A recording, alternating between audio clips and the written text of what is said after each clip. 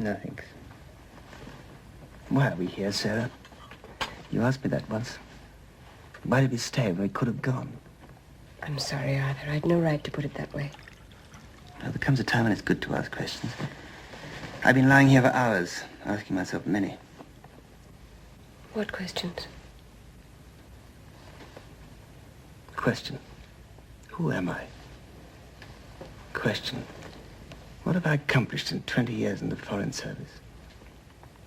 Question. Am I a successful diplomat or a misfit, suitable only for a backwater like Peking? Question. Am I an honest man who tried to avert war in China? Or am I an ambitious one who sought to further his own career? Question. Am I a fool who took an impossible gamble? Or a reasonable man who took a reasonable chance? And what sort of father and husband am I to risk everything that I love? And who am I to plague God with the precious lives of so many people? I've been with you, Arthur, as long as you've been with the Foreign Service. I know something about those 20 years. And something about you. I know that only an honest man would ask such questions.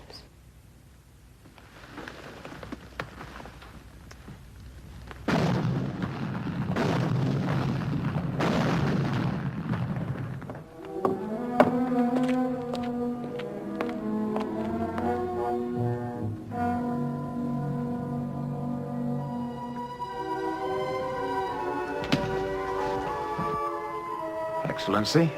I was just leaving, Major. The Baroness and I were talking over old times. Don't go. My brother-in-law can't rest. He has something to tell you. This is a family matter, Natasha. We needn't discuss it before strangers. Stop playing games, Sergei. Get it over with, now. We're talking about my dead brother, the Baroness's husband. I'm really not interested. What kind of a man do you suppose he was? Something like me, fat, past middle age? Something like that? He was the youngest colonel in the Russian army. A brilliant career ahead of him. The Tsar himself had taken personal notice. Do you know why my brother died? No. Go on. I can't go on. It suddenly... He killed himself. Because I was unfaithful to him. Let's forget it. The man was a general. A Chinese general.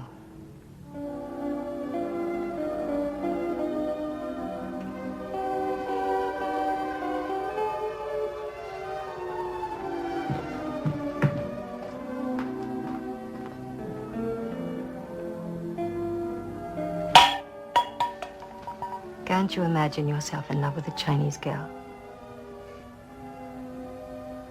That's not the same, is it?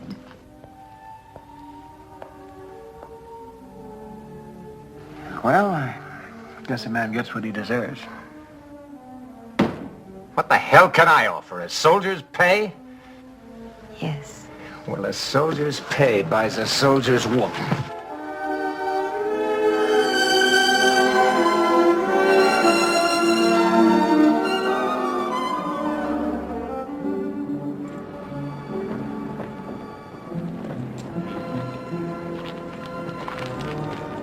An urgent message from Her Imperial Highness.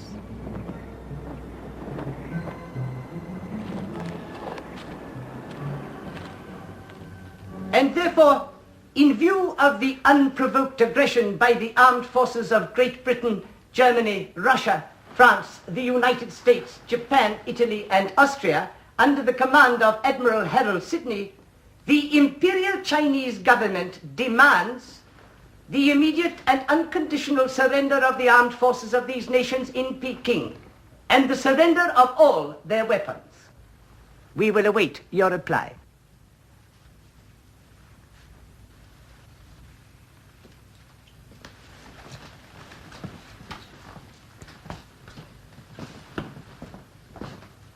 I believe, Sir Arthur, I can say without fear of contradiction that you are the architect of our dilemma. What do you propose now? I think, gentlemen, you should know the military facts. We have had almost 100 casualties, about 25% of our forces. Our ammunition is more than half gone. The food situation is bad. Medical supplies are non-existent. And by any reasonable estimate, it will take 4 or 5 weeks to assemble a sufficient force on the coast to fight through to Peking. What is your answer to that? We're all very well aware of our own weakness.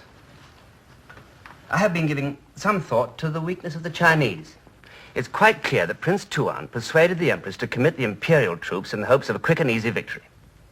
It's also clear that he'd allowed Reverend Michelson through the lines with Admiral Sidney's letter in the hopes that we would promptly collapse. This ultimatum means that he has promised the Empress our immediate surrender. Now, if instead of collapsing, we show unexpected strength, and not only hold out, but attack at the very moment when they least expect it, we might destroy Tuan's influence with the Empress and force her to face reality. Our British colleague is a man of faith. He believes if we blow our trumpets, it may cause the walls of the imperial city to collapse, like the walls of Jericho. How many trumpets do we have, Major? I don't know, Baron, but I think maybe Sir Arthur has a good idea about the Empress. About the Empress, I hope you did not misunderstand. Any attempt on her life would be a disaster. I wouldn't even know how to go about getting at her. I do not want her killed. You don't want?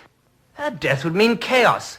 We'd have no one with whom we could negotiate. We'd be fighting here in China for 20 years. Do you have a better idea? I give you my word, Major. We'll only increase the frenzy of the Chinese and enlarge the war. All right, you fight the wars. Just let us fight the battles, will you? Come on, Colonel. What do you think, Colonel? Yes, I'm thinking. If you're thinking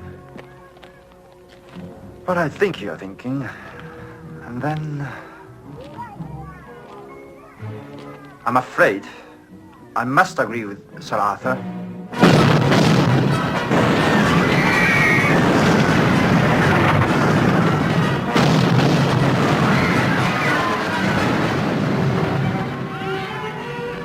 They're using the big guns now.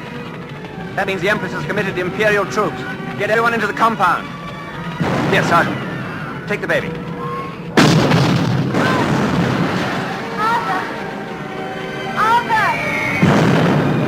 Tommy's all right. He's all right. He just woke up. He spoke to me. He's going to live. He's going to live. Live?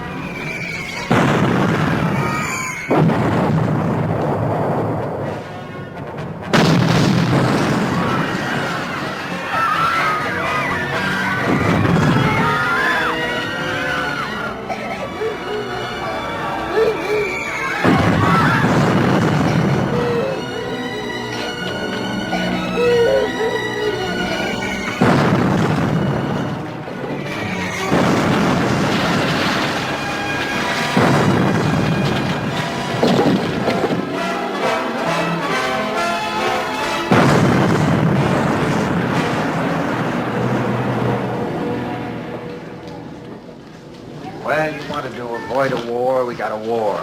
You thought we could wait for Admiral Sidney. Sidney's not coming. Now you think we should attack. Attack who? The whole Imperial Army? And attack with what? 115 rusty guns? I just got word that Tuan is preparing an enormous victory celebration for the Empress in the Imperial courtyard for tonight. I suppose we're all invited. I still say that we should do something instead of surrendering. Something that would make Tuan lose face. Well, we could blow up the palace. You know, the Chinese have a very well-stocked arsenal not too far away from the Imperial city. What would happen if that went up? I know about that Right in the middle of their little party. I also know it's a mile and a half through their lines. I'm not talking about going through their line. I'm talking about going underneath them. Look at your map. I think we can get to that arsenal by way of the sewer and blow the whole thing up just when Tuan's telling the Empress that the foreign devils are completely defeated. Right through here. Of course, how we get back again is another question. We? It doesn't take a military genius, Major, to crawl through a sewer.